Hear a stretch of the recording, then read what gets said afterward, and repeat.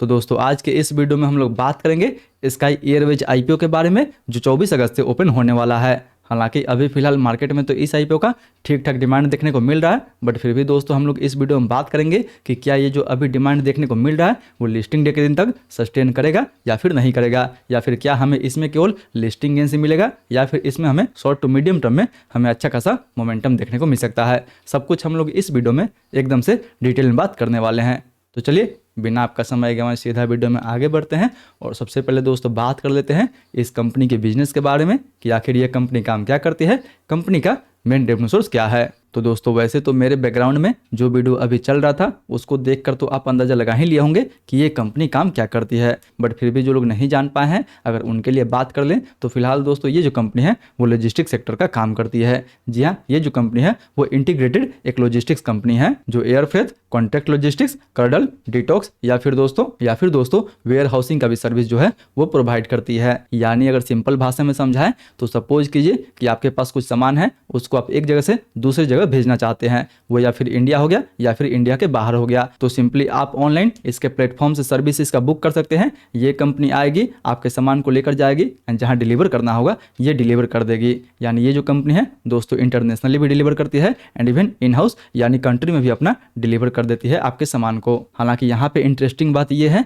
कि कंपनी जो 77% के आसपास रेवेन्यू आता है वो दोस्तों एयर फ्रेट से देखने को मिल जाता है। यानी ज़्यादातर सामान जो है ये कंपनी फ्लाइट से भेजने का काम करती है, जिसमें टाइम का भी बहुत ज़्यादा बचत देखने को मिल जाता है। वहीं 15% रेवेन्यू ओशियन फ्रेट यानी समुद्र से आता है एंड इसका 5% रेवेन्यू एक्सप्रेस डिलीवरी से देखने को मिल जाता है। मतलब दोस्तों आप ऐसे बोल सकते हो कि ये कंपनी एक डिलीवरी यानी कुरियर कंपनी है जो आपके सामान को एक जगह से दूसरी जगह भेजने में मदद करती है। हालांकि पिछले 4 सालों तक ये कंपनी इंडिया की number 1 air freight forwarder company थी, जिसका अभी भी मार्केट में लगभग आपको 5% के आसपास मार्केट शेयर देखने को मिल जाएगा एयर फ्रेट में।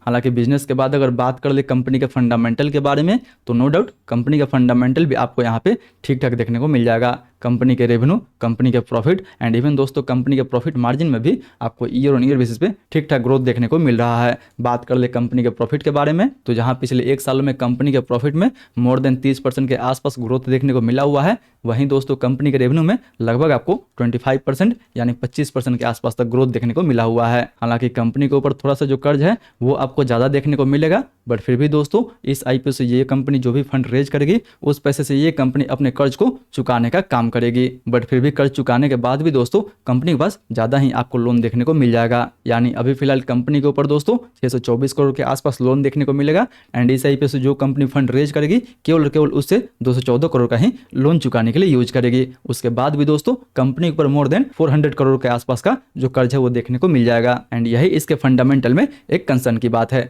बाकी कंपनी का आरओई, आरओसी इवन आपको ठीक ठाक देखने को मिल जाएगा। हालांकि फंडामेंटल के बाद अगर बात कर ले इसके वैल्यूएशन के बारे में तो नो डाउट यहाँ पे आप इसका वैल्यूएशन को देख ही सकते हैं। फिलहाल ये जो कंपनी है अपना आईपीओ लगभग 49 के पी पे लेके आ रही है, जबकि मार्केट में इसी जैसे बहुत सारी आपको कंपनी देखने को मिल जाएगी। जैसे डिलीवरी है उसका पी रेशियो लगभग आपको 260 के आसपास देखने को मिलेगा। टीवीएस सप्लाई चेन है जिसका पी रेशियो लगभग 54 के आसपास देखने को मिलेगा।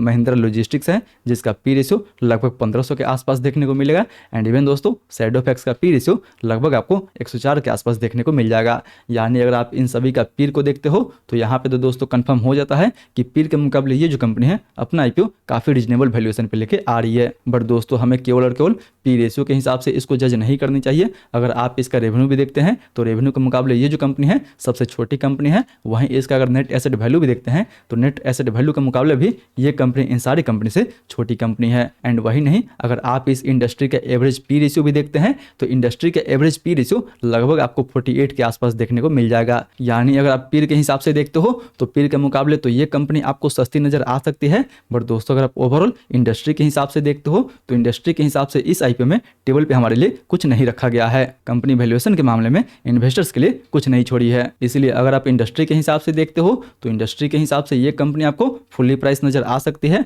बाकी बात अगर आप पीर के हिसाब से देखते हो तो मैं भी पीर के हिसाब से ये कंपनी आपको सस्ती नजर आ सकती है।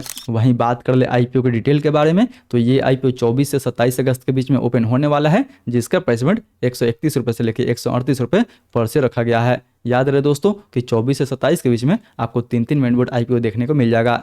स्टिल आप उन सभी आईपीओ का फुल रिव्यू नहीं देखे हैं तो चैनल पर विजिट करके उन सारे आईपीओ का आप फुल रिव्यू देख सकते हैं। आते हैं टॉपिक पे। अगर बात कर ले आईपीओ के साइज़ के बारे में तो इसका साइज लगभग आपको 583 करोड़ के आसपास देखने को मिलेगा, जिसमें से 399 करोड़ का केवल और केवल फ्रेश इशू होने वाला है एंड बाकी बात दोस्तों 184 करोड़ का ऑफर फॉर सेल होगा। यानी ये इस आईपीओ के लिए काफ़ी अच्छा माना जाएगा कि ज़्यादा पैसा कंपनी के पास जाने वाला है, जिसको ये कंपनी अपने बिजनेस ग्रोथ के लिए यूज करेगी एंड कुछ पैसा डेट को रिपेमेंट करने के लिए यूज करेगी।